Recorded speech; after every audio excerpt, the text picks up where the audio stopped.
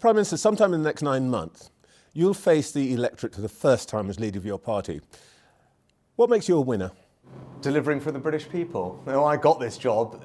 We'd been through a lot as a country. We'd had the pandemic, and just as we were recovering from the pandemic, the war in Ukraine drove up everyone's energy bills, grappling with inflation, and it was a really tough time for everyone.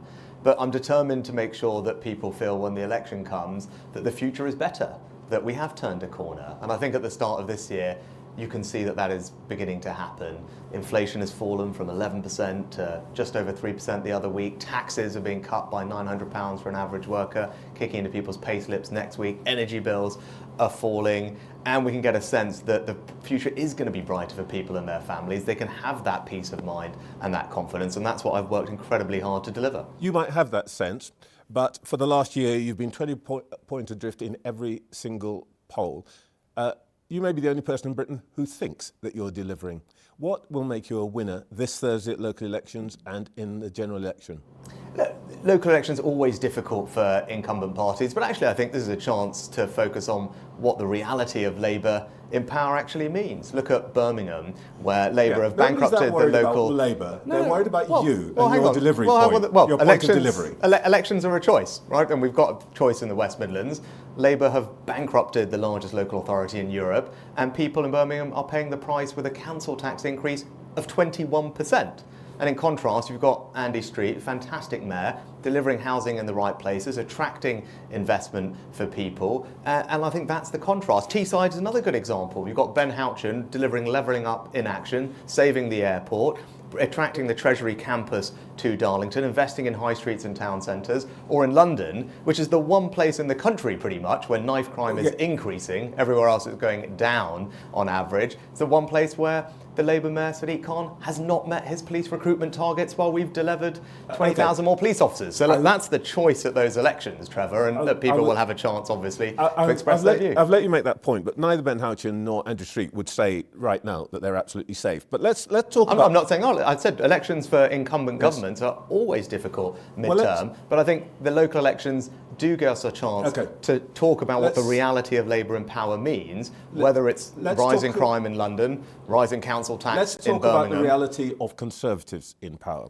This week you announced that you'd spend £75 billion on defence, put the country on war footing. That's money that could have been spent on hospitals and schools, isn't it? You've made a choice. I have made a choice, and I've made a choice because, whether we like it or not, the world that we're living in is more dangerous. There's an axis of authoritarian states with different values to ours, acting in a way that is more assertive and in a way that's more coordinated. Iran, Russia, North Korea, China, and that is damaging to our country, to our values, to our interests. So the right thing for me to do as Prime Minister, given that security of our people is my first responsibility, is to ensure that we invest to keep the country safe. And that's why I've announced the biggest strengthening of our national defence in a generation. You're right, we're taking defence spending up to 2.5% of GDP, and that will mean that we've got the investments we need to keep our country safe. And that's why when I stood alongside the NATO Secretary General, when I announced this, and he praised the UK's leadership. We lead by example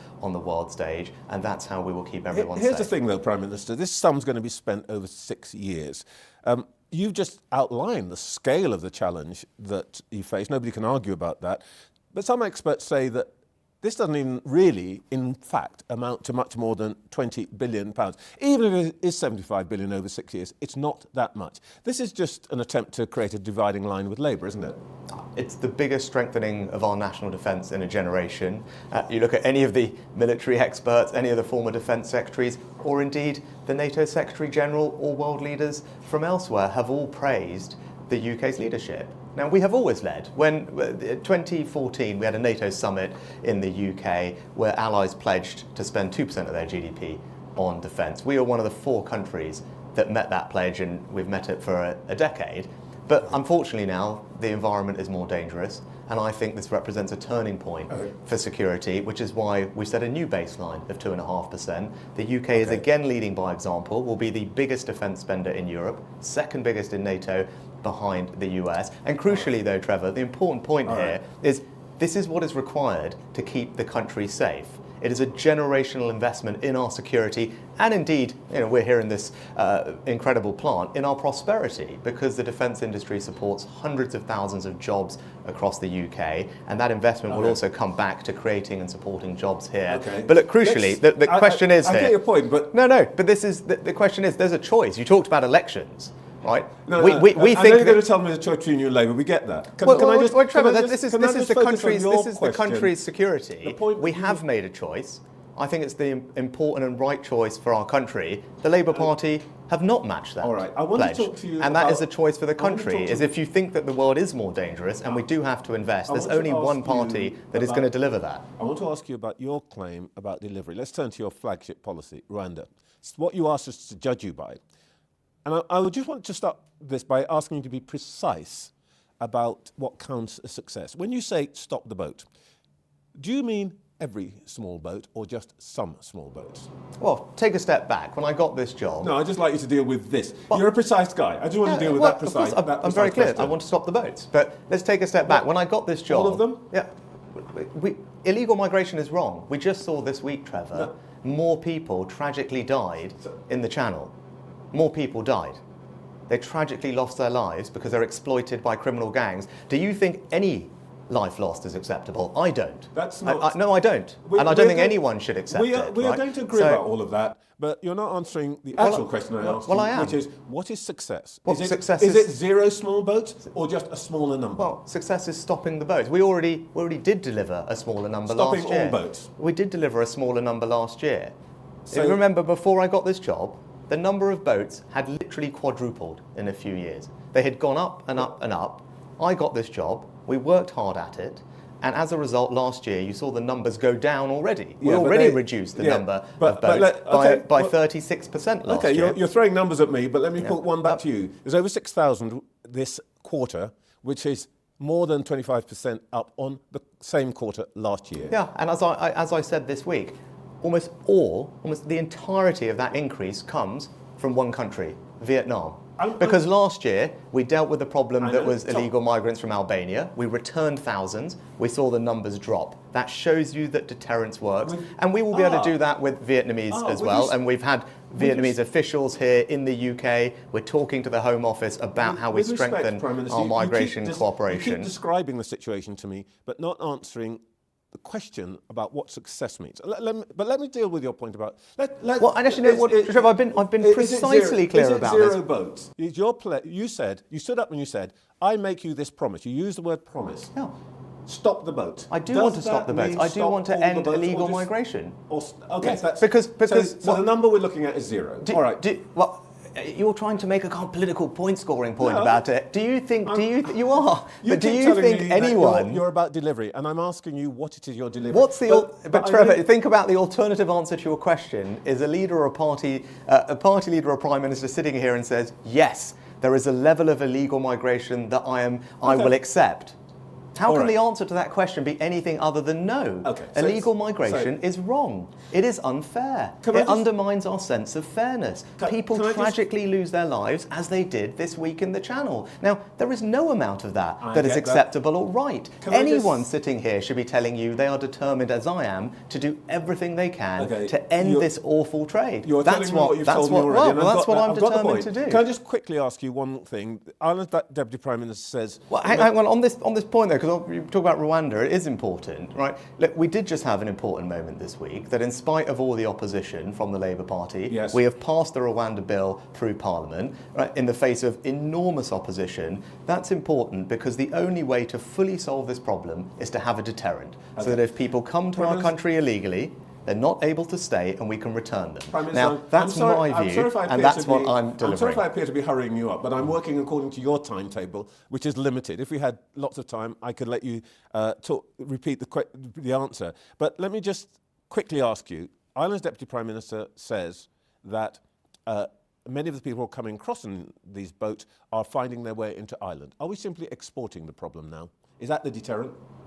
Well, my focus is on the United Kingdom and securing our borders. But what that comment illustrates is a couple of things. One, that illegal migration is a global challenge, which is why you're seeing multiple countries talk about doing third country partnerships, looking at novel ways to solve this problem, and I believe will follow where the UK has led. But what it also shows, I think, is that the deterrent is, according to your comment, already having an impact. Because people are worried about coming here, and that demonstrates exactly what I'm saying. If people come to our country illegally but know that they won't be able to stay, they're much less likely to come. And that's why the Rwanda scheme is so important. That's success. Let's just talk about the politics of this week. You are going to get a drubbing at the local elections. How many seats do you have to lose before you accept that the people have lost confidence in you, and it's time either for you to stand down or to call a general election? Well, look, when it comes to a general election, I've been very clear about that multiple times. I said at the beginning of this year... Then you have. I'm going to ask you about that. Let me ask you about it. You said second half of this year. Second half of this year could be July. Yeah, and again, I'm not going to say anything more than I've already said. So I've been very clear about that. We have July.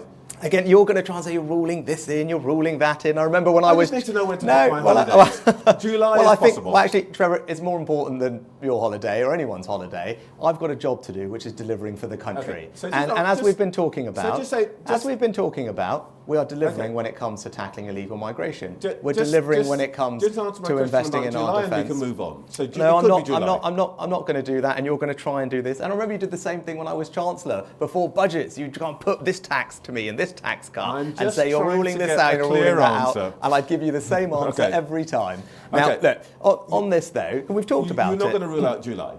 You're going to try and draw whatever conclusion you want from I say. I'm going to always say the same thing. You should just listen to what I've said, the same thing I've said all year. But the point is, there's a choice when it comes to the general election. And look, over the past week or so, you're having a very clear sense, the country can have a very clear sense of what that difference is going to look like.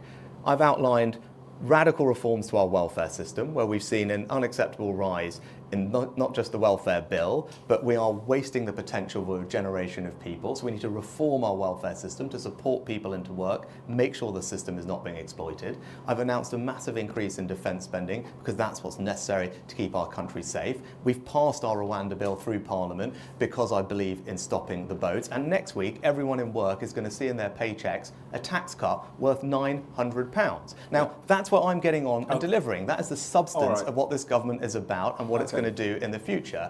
And when the election comes, there'll be a clear choice because the Labour Party has tried to frustrate our Rwanda bill because they don't believe in stopping the boats. Their economic plan will put people's taxes up. They haven't said that they will invest more in our defence. Prime Minister, we've agreed that and they certainly don't agree with reforming our welfare system to support people into work. That election could come in July. Let's talk about what you will be putting to people, or how, the mood of the people.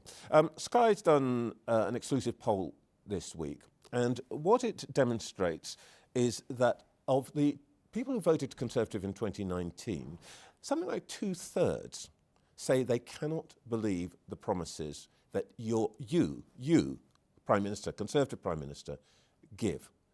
Isn't that humiliating that your own voters no longer trust you? No, because it's been a very difficult time for the country, and of course I know that people are frustrated.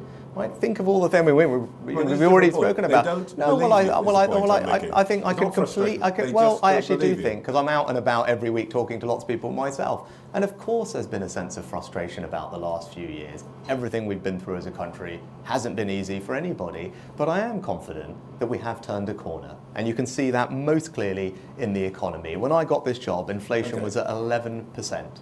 Right, because of our plan, and that plan is working, in the last set of numbers, inflation has fallen to 3.2%. Energy bills are falling by hundreds of pounds. Wages have been rising for several months in a row. The economy is growing, and next week, in everyone's paycheck, they're seeing a tax cut worth, on average, £900 over the year. And I think that is signs of progress, and that will make a difference to people. Let's talk about something that was important. When you arrived as Prime Minister, having been Chancellor, your ratings, personal ratings, were 30 points ahead of your party. Today, you are down where your party is, in really massively negative territory. Do you feel disappointed that the Conservative Party has dragged you down? It's ruining your reputation. No, I don't. Again, it's probably like the fourth or fifth question you've asked, where you've talked about polls and politics. And you know what? I tell you what I do every day. I get up, and I work hard to deliver for the country on the things that they care about. And I actually, you know what? I'm not distracted or focused on polls. I've asked you about policy. No. But I'm saying, but this is just a big difference. I'm focused on the substance of what I can deliver for the country. And your colleagues this week. Yeah. You've got to deal with that point. And I'm really just asking you. And I'm very happy to talk about that, Trevor. Right. So let's talk about. You said dragged you down. But again, let's talk about this week. Right, but the substance of what's going to happen this week is in the West Midlands, there's a choice. The Labour Party have bankrupted Birmingham, the largest local authority in Europe, and put up council tax by 21%. You have told me that already. I got that. But this is my point. That's the substance of what's happening this week. Not some poll about this or a poll about that or who says this. The substance is there's a council tax rise of 21% of everyone in Birmingham. Andy Street is delivering for people. In Teesside, Ben Houchin has delivered levelling up in action, saving the airport, attracting government jobs, investing in high streets and town centres. That is the reality. In London, crime is going up when it's going down everywhere else. That's the substance of what these elections are about. Not about this poll or who said what about this person. Who said what about this person? What it seems to me is that you're quite reluctant to talk about the most important person here, which is you. I spoke to a leading Conservative, I won't tell you where they are in Parliament, but a supporter of yours, somebody who likes you, who has spoken out for you and so on. And what that individual said is this: he wished that you had stayed doing the job as Chancellor, and that you would be remembered as a brilliant Chancellor rather than the Prime Minister who took the Tories into the wilderness. If you could turn the clock back, would you take his advice? No, I made my reasons for that clear at the time, but I'm proud of the record that I have as Chancellor, and that's where people got to know me. I became Chancellor. 3 weeks later, we got hit with a hopefully once-in-a-century pandemic, and people saw what I could do for this country. I stepped up to get the country through a very difficult time, protected 10 million jobs in the process, and ensured that we had the fastest economic recovery out of the pandemic out of any major European economy. So yes, that is a record that of course I'm proud of, and I'm bringing exactly that same set of values and exactly that same set of dedication to the job that I have now. And that's why on the priorities that people care about, whether it's bringing inflation down, growing the economy, reducing our debt, cutting waiting lists, which we haven't talked about, which are now down over the last 5 months, or indeed stopping the boats with my determination to get the Rwanda scheme going. Number from September. So these are all the things that I'm delivering and focused on, right? So that's what I'm all about. That's the substance of what we're doing. And after a difficult few years, we have turned a corner and things are pointing in the right direction. And I am absolutely committed and energised to deliver for this country and this job. Last question, Prime Minister. If you lose, there will be no regrets then? Again, you're focused on all this personality stuff. I'm focused on delivering for the country. I'm focused on you. And what I'm doing is getting up every single day and working my hardest to deliver for people on the things that matter to them and matter to me. And as you've seen over just the past week or two, that's what we're doing. Significant reforms to our welfare system to support people into work, because that's good for them, because there's dignity and purpose and hope in work, and the current system is simply financially unsustainable, and that's not fair. Massive investment in our defence, because the world we're living in is more uncertain. A landmark piece of legislation to get our Rwanda scheme up and running to stop the boats. A tax cut worth £900 next week in everyone's payslips. That's what I'm focused on. Prime Minister, I hope we'll be able to talk more about this after the election. Me too.